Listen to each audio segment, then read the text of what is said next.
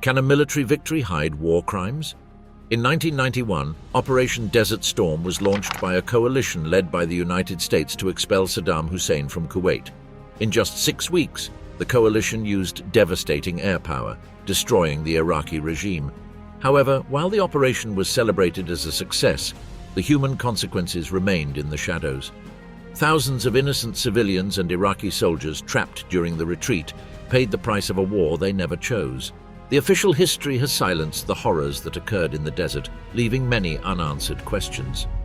Desert Storm, Precision and Uncontrolled Destruction.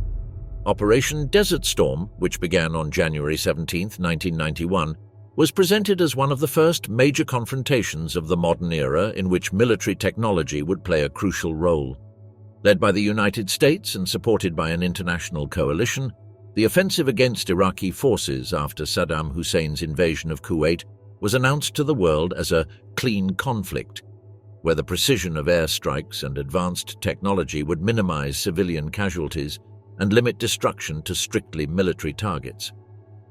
The official coalition narrative promised a surgical type of war, where the use of precision-guided bombs and long-range missiles, such as the Tomahawk, would allow for the effective elimination of key military facilities without causing unnecessary collateral damage. The images of precision bombings, showing missiles hitting their targets with millimetric accuracy, created the illusion of a war almost without victims, with absolute control over the battlefield. However, the reality on the ground was very different. In the early days of the conflict, the coalition launched a series of airstrikes against key targets in Iraq, but the accuracy of these strikes turned out to be much lower than advertised. On January 17th, the first day of the offensive, an incident occurred that reflected the disconnect between what had been promised and what actually happened on the battlefield. An airstrike aimed at the Diania telephone exchange, considered a key target to disrupt Saddam's communications, failed disastrously. The bombs not only missed their target but destroyed a nearby hotel and apartment complex, resulting in the deaths of at least 15 civilians. This was just the first of many incidents where promises of precision were overshadowed by the harsh realities of war. On January 20th, another failed attack in the city of Najaf left at least 12 dead and more than 50 homes damaged. As the days went by, news of more civilian casualties piled up, and the coalition faced the harsh truth that, despite technological advances, airstrikes could not guarantee the protection of civilians in a country like Iraq, where densely populated urban areas made it difficult to distinguish between military and civilian targets. One of the most emblematic incidents that highlighted the discrepancy between the promise of precision warfare and the devastating reality occurred on February 1, 1991, when Tomahawk missiles were launched. These cruise missiles, known for their ability to hit distant targets with great precision, were used in an attempt to destroy the Al-Rashid airbase in Baghdad, supposedly to eliminate chemical weapons Saddam Hussein might have been developing. Each Tomahawk missile cost around $2 million, a considerable sum for each attack attempt. However, one of these missiles failed to hit its target and instead fell on the Qarada neighborhood, a densely populated area of Baghdad. The impact resulted in the deaths of 18 people, including 7 children, and left many others wounded. This incident was a severe blow to the clean war narrative, as Tomahawk missiles, despite their high cost and supposed sophistication, were not infallible. The coalition was forced to review its strategy regarding the use of Tomahawk missiles in the campaign. This failure was significant not only because of the number of civilian casualties, but also because it underscored a fundamental contradiction in the way modern military technology was being employed. Tomahawk missiles, although technically advanced, failed to provide the reliability expected of them in an urban environment, where the challenges of modern warfare meant that even precision strikes could result in tragedies. Despite these failures, United States authorities insisted that Desert Storm was being carried out with the utmost precision. Western media and official reports presented the war as a highly controlled operation designed to minimize human casualties. However, the truth was very different. Less than 10% of the munitions dropped on Iraq were actually precision-guided bombs. Most of the strikes were carried out with conventional bombs, which could not provide the same accuracy and therefore considerably increased the chances of errors and collateral damage. This mismatch between promises and reality was devastating for the Iraqi civilian population. Although the United States-led coalition argued that its strikes targeted military objectives, the effects of the bombings were often indiscriminate. Iraqi cities were continuously bombed, and civilian infrastructures such as hospitals, schools, and homes were damaged or destroyed. Despite efforts to minimize collateral damage, millions of Iraqis found themselves caught in the crossfire, and the conflict quickly turned into a humanitarian catastrophe.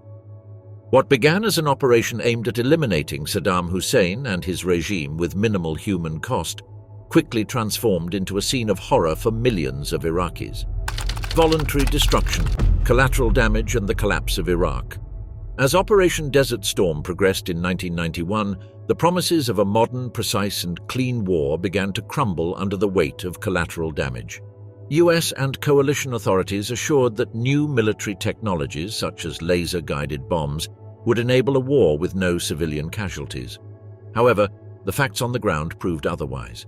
By mid-February, the world became more aware of the disconnect between promises of surgical precision and the real devastation inflicted on the civilian population.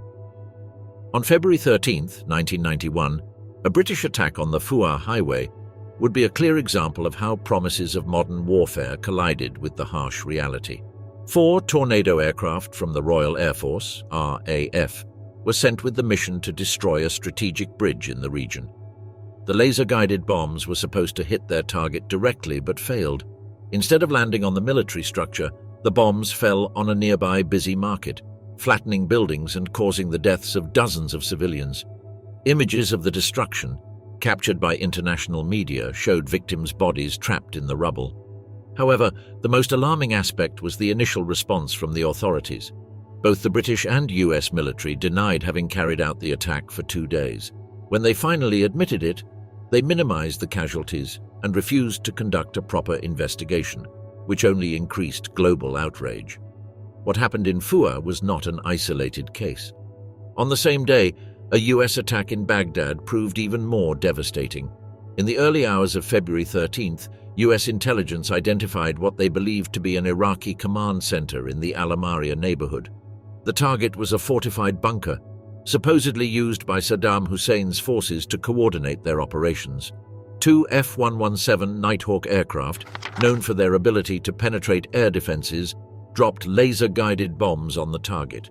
The operation was carried out without any prior warning to allow civilians to evacuate the area. When the bombs hit, the bunker collapsed in an instant. However, the target was not a command center, but a civil air raid shelter, which since the beginning of the war had been open to the public as a protection center for local residents.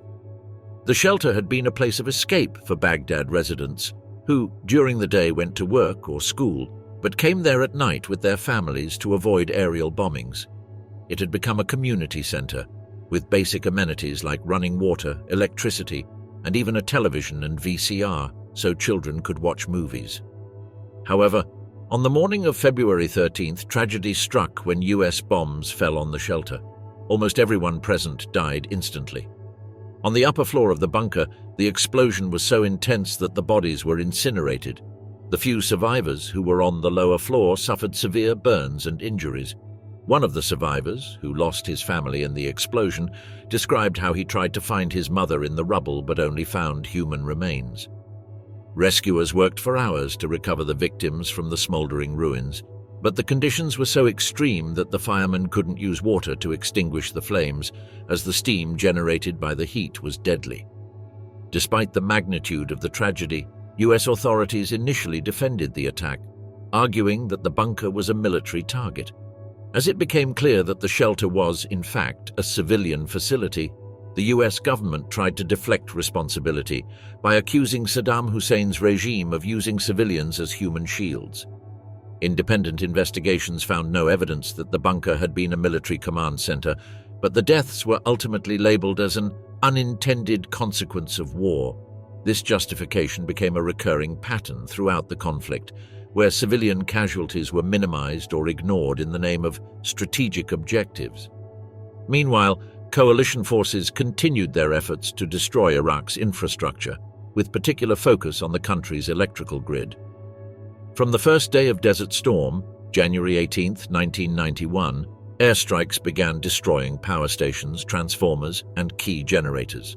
The aim of these operations was to cut electricity supplies to Iraqi forces and weaken Saddam's regime's ability to resist. However, the impact on the civilian population was catastrophic. Iraqi cities, already devastated by bombings, sank even further into darkness. 4 of the country's 5 hydroelectric dams were destroyed, and 95% of Iraq's electrical grid was rendered inoperable. The country was thrown back in time, with electricity production levels similar to those of the early 20th century. The daily life of millions of Iraqis was severely affected, and the infrastructure that had taken years to build was annihilated in a matter of days. Without electricity, hospitals couldn't function, sewage systems collapsed, and food shortages quickly followed. The lack of refrigeration led to the rotting of food supplies, making the population even more vulnerable. The destruction of the electrical grid also had a devastating impact on Iraq's water treatment systems. With the collapse of these systems, millions of Iraqis were left without clean drinking water, which led to the rapid spread of diseases such as cholera and typhoid.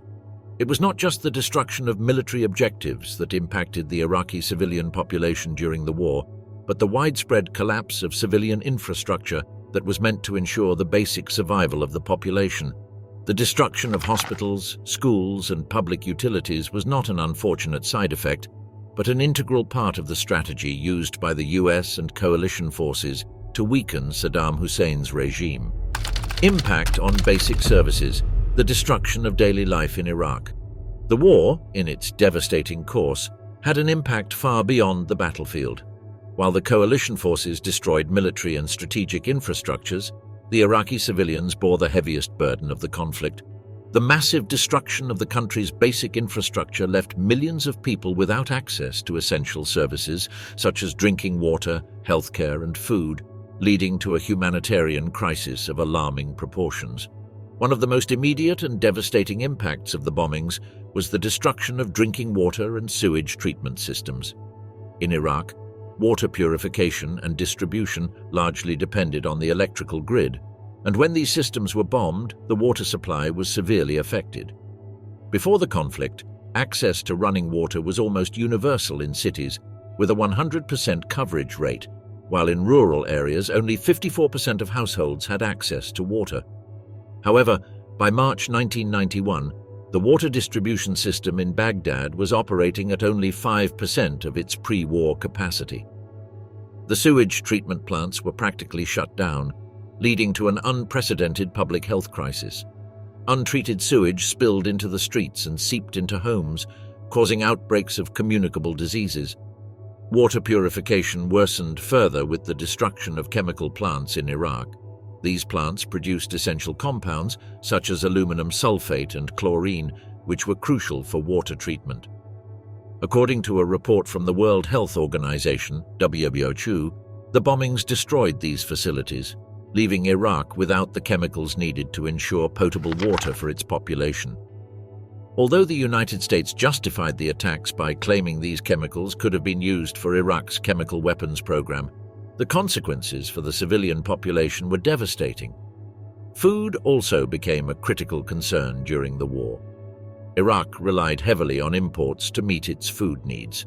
About 70% of the country's food came from abroad. However, international sanctions prior to the war and the disruption of trade routes due to Desert Storm further worsened the situation. Before the war, Iraq had tried to increase its national agricultural production, but the efforts were insufficient and poorly managed. Despite exemptions from military service for farmers and the implementation of food rations, the country faced severe food insecurity. The bombings only intensified this crisis. In early February 1991, 4 large food warehouses in Diwania were destroyed, leaving thousands of people without access to basic supplies. Other bombings hit facilities in Basra and other food production sites, such as flour mills, further exacerbating the shortage.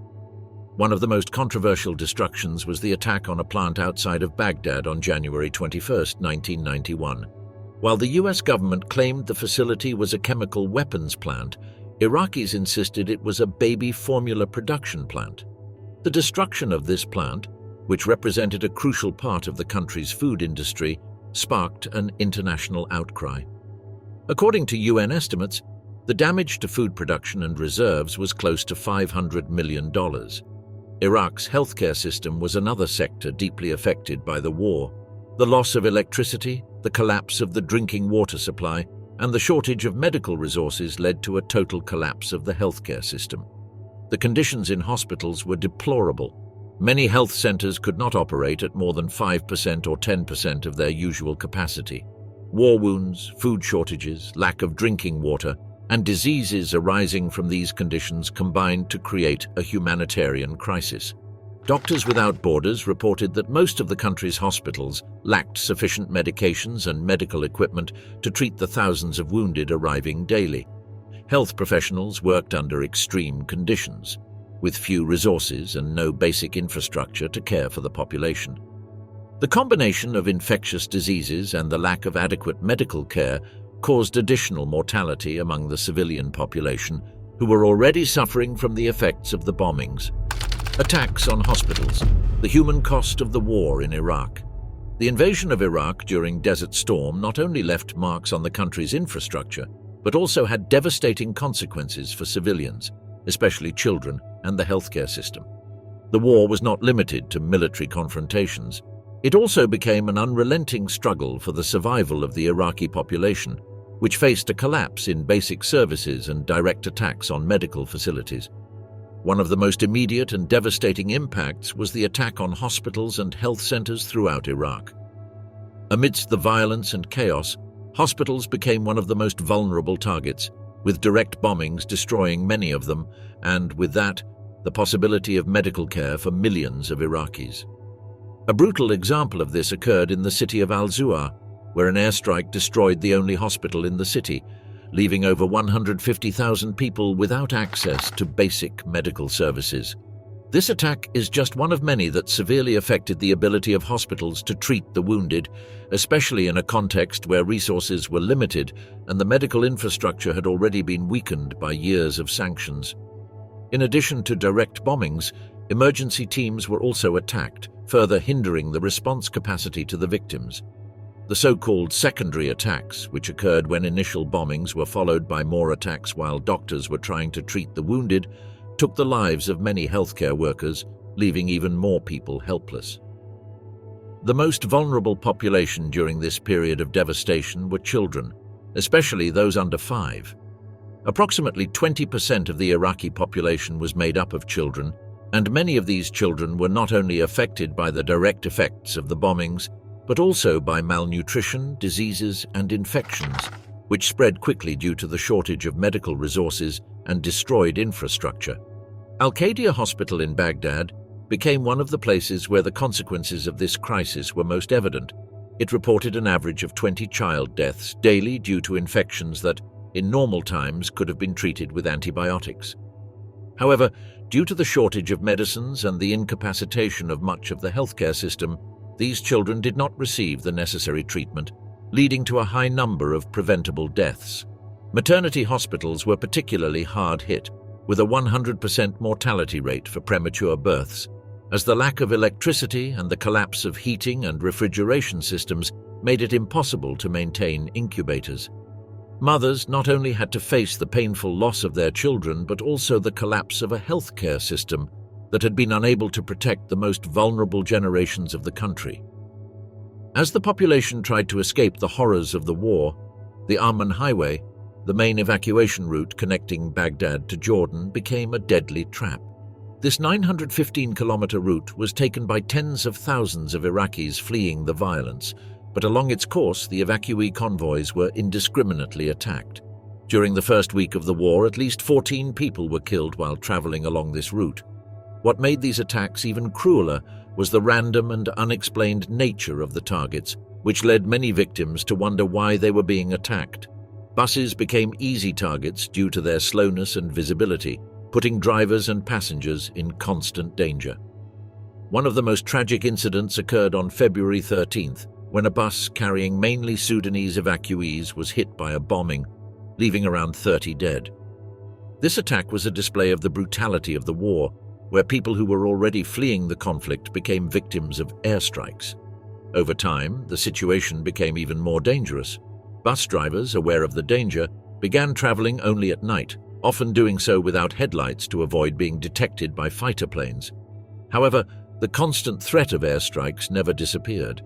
On February 9th, another bus leaving the city of Kuwait was attacked, resulting in the deaths of 27 people. These attacks on civilians trying to flee the conflict reflected the brutality of the war, which not only affected combatants but also reached those seeking to escape the violence. The Highway of Death. Attacks on tanker trucks. During Operation Desert Storm, the coalition forces not only targeted strategic military objectives, but also conducted indiscriminate operations that severely affected the civilian population. One of the most controversial targets was the oil tanker trucks, which not only supplied Iraq's military needs, but also provided vital fuel for civilian life, such as for backup generators and other critical systems. However, beyond infrastructure targets and aerial bombardments, Highway 80, which connects Kuwait City to Basra, became the scene of some of the bloodiest and most controversial battles of the war, earning its infamous nickname, the Highway of Death. As Allied forces advanced into Iraq, a recurring target of their attacks were the oil tanker trucks traveling along the roads into Iraq. These vehicles, loaded with oil and oil products, represented a vital energy source for the country, supplying both Iraqi forces and civilians who relied on the fuel to keep electricity generators and other basic infrastructures running. Though not evacuation vehicles, tanker trucks were considered legitimate targets for the Allied forces, under the justification that their destruction would contribute to choking Iraq's resources. Dozens of tanker trucks were attacked and destroyed along the highways, killing drivers and civilian personnel who, despite being involved in supplying resources for the country, were not directly engaged in combat. These attacks revealed a new dimension of the conflict, total war, which affected not only the military, but also the most basic aspects of civilian life. Highway 80, extending from Kuwait to Basra in Iraq, became particularly notorious as a war zone. When ground forces began advancing into Iraq on February 24, 1991, Iraqi troops were forced to quickly retreat northward, using a mixture of military and civilian vehicles. Meanwhile, US bombers carried out targeted airstrikes at key points along the highway, blocking the route and trapping Iraqi troops in a kind of kill zone. What followed was an unprecedented massacre described as a turkey shoot, where thousands of vehicles, including tanker trucks and Iraqi military transports, were mercilessly destroyed. The largely disorganized Iraqi forces, unable to respond effectively, abandoned their vehicles and fled into the desert or surrendered to the Allied forces. The images of the horror, with burned cars and charred bodies, became visual symbols of the brutality of the offensive, and Highway 80 was etched into the collective memory as the Highway of Death. Although the number of civilian casualties was relatively low during these attacks, the mass destruction of Iraqi vehicles and the slaughter of defenseless soldiers sparked controversy over the proportionality of the response. The Iraqi forces offered little resistance, and the operation was carried out with barely any confrontation. However, the destruction continued for days, and by February 27th, over 1,000 vehicles, including tanks and armored vehicles, were destroyed. Hundreds of Iraqi soldiers were killed in the process, with most of them not having the chance to defend themselves. The action was seen by many as an unnecessary waste of life, especially since a ceasefire was agreed upon the very next day, February 28th, officially ending the war.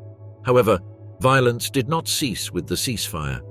2 days later, on March 2nd, a new battle broke out, this time near the Rila oil fields, when an Iraqi convoy crossed the Hor River and fired an RPG at nearby US forces. The US response was devastating and disproportionate, involving armored vehicles, artillery, and helicopters in an attack that lasted nearly 7 hours. Although the Iraqis fired first, the magnitude of the US retaliation was cruel and excessive. The US response was swift and massive. Over 300 Iraqi tanks and armored vehicles were destroyed, along with approximately 700 Iraqi deaths. Despite the disorganized resistance from the Iraqi forces, the overwhelming superiority of US forces led to a massacre. Most of the Iraqi soldiers, overwhelmed, fled or surrendered, many stripping off their uniforms to escape into the nearby swamps. This attack, although justified as a response to a first shot, has been criticized by many as an example of excessive violence, as the Iraqi forces were already in retreat and the war had effectively ended. The images of the dead Iraqi soldiers, along with the massive destruction of vehicles, served as a reminder of the human cost of war, where thousands of lives were lost in situations that did not necessarily warrant such brutality. Desert Storm: The Truth of the Winners and the Reality of the Victims. Desert Storm, 1991, was a resounding military victory for the US-led coalition, which succeeded in liberating Kuwait from Iraqi occupation in just 6 weeks. However, behind this success lay the immense human cost for the Iraqis, whose lives were devastated by the war. Although civilian casualties were lower than in other large-scale conflicts, the long-term consequences for Iraq were profound and left an indelible mark on the nation. It is estimated that between 2,000 and 3,500 Iraqi civilians died during the aerial bombardments, a relatively low figure compared to other wars. However, the mass destruction of essential infrastructures had a far greater impact. The war destroyed hospitals, bridges, water treatment plants, and power stations, leaving millions of Iraqis without access to basic services. The lack of potable water and electricity triggered a health crisis that exacerbated living conditions, leading to more indirect deaths, mostly from preventable diseases due to the lack of medical care. Desert Storm did not only leave a toll of dead, but also destroyed key infrastructures that were vital for the daily life of Iraqis. The graphite bombs used to disable electrical networks plunged Iraq into a total blackout, while the destruction of water treatment plants left millions of people without access to clean water. These actions not only affected the quality of life of the population, but also worsened the already fragile economic situation of the country, which had been marked by UN sanctions since 1990. A highly controversial aspect of Desert Storm was the lack of accountability for civilian deaths and the destruction of non-military targets. Although some organizations like Human Rights Watch pointed out the coalition's inability to minimize civilian casualties, the official narrative held that collateral damage was an unintended consequence necessary to defeat Saddam Hussein and liberate Kuwait. This justification was accepted by the international community and minimized criticisms regarding the disproportionate violence used during the campaign. There were no legal consequences for civilian deaths, and a case filed by Iraqi civilians against President George H.W. Bush and other leaders was dismissed by a Belgian court. This lack of international accountability made it clear that the human rights violations committed during the war would not be punished, which increased the sense of impunity for those responsible for the airstrikes. Despite the criticisms regarding the humanitarian consequences of Desert Storm, public opinion in the United States largely supported the military intervention. In 1991, around 80% of voters backed the operation, convinced that the intervention was necessary to end Iraq's invasion of Kuwait and restore order in the region. For many, Iraqi civilian casualties were seen as a necessary cost to defeat a dictator and protect the stability of the Persian Gulf. Desert Storm was a clear military victory for the coalition forces, but the price of that victory was very high for Iraqis. Although civilian casualties were lower than in other wars, the effects of the destruction were far more widespread. The destruction of infrastructures, the humanitarian crisis, and the lack of accountability for collateral damage highlight the disconnection between military justifications and the humanitarian reality of war. For Iraq, Desert Storm marked only the beginning of a long cycle of suffering, which would continue with the 2003 invasion and the subsequent conflicts. The war left a deep wound in the Iraqi people, whose aftermath was felt long after the coalition forces' withdrawal. Despite the military triumph, the story of Desert Storm must be seen through the lens of the millions of lives affected, trapped in the machinery of international warfare.